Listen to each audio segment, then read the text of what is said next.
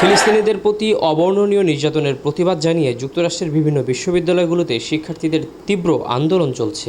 বিভিন্ন অঙ্গরাজ্যে ছড়িয়ে পড়েছে এই আন্দোলনের ধারাবাহিকতা। যদিও শিক্ষার্থীদের সেসব আন্দোলন অনেকটা স্বৈরশাসকের মতো দমন করছে যুক্তরাষ্ট্রের পুলিশ বিভাগ। এদিকে গত বছরের অক্টোবরে যখন প্রথমবার ফিলিস্তিনে হামলা হয়, তখন মুসলিম বিশ্বের কোনো দেশে এর বিরুদ্ধে বিক্ষোভ হয়েছিল। সে সময় বাংলাদেশের রাজনৈতিক ময়দানে ইসলামপন্থী দলগুলো সহ বিভিন্ন বাম সংগঠনও প্রতিবাদ জানিয়ে বিক্ষোভ মিছিল করেছে। মাত্র কয়েক সপ্তাহের আন্দোলনের পর পুরোপুরি বন্ধ হয়ে গেছে প্রতিবাদ কর্মসূচি। তবে দীর্ঘ নীরবতা ভেঙে ঢাকায় প্রতিবাদ কর্মসূচি পালন করেছে ইসলামী ঐক্যজোট। শীর্ষ নেতাদের উপস্থিতিতে রাজধানীর পল্টনে সংক্ষিপ্ত সমাবেশ ও বিক্ষোভ কর্মসূচি পালন করেছে দলটি। এই সমস্যা শুধু আরবের সমস্যা নয়, এটা হচ্ছে মুসলমানের ঈমানে আঘাত করার সমস্যা। বাইতুল মুকদ্দাসের সাথে ফিলিস্তিনি মুসলমানের সাথে আমাদের কালিমায়ে তাইয়্যিবা লা ইলাহা ইল্লাল্লাহর সম্পর্ক। যখন ফিলিস্তিন এবং রাফায় গাজায় একজন মুসলমানের রক্ত ঝরে, তখন সমগ্র পৃথিবীর মুসলমানের রক্ত টকবক করতে থাকে।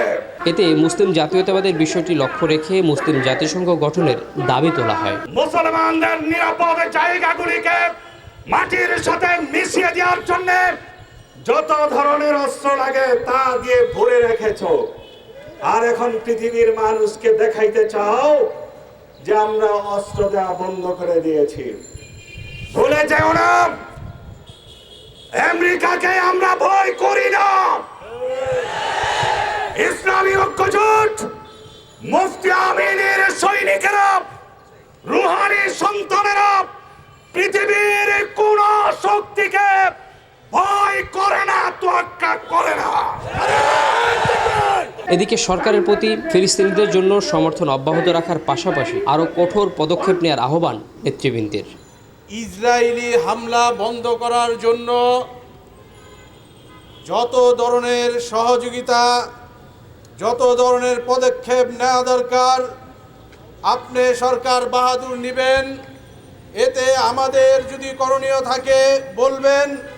ফিলিস্তিনে যেইভাবে শিশুদের উপর নির্যাতন করা হচ্ছে, হত্যা করা হচ্ছে, ইতিমধ্যে ৩৫,০০০ মা বোন আমাদের তারা শহীদ হয়েছে, ৮০,০০০-এর মতন মানুষ পঙ্গু হয়ে গিয়েছে।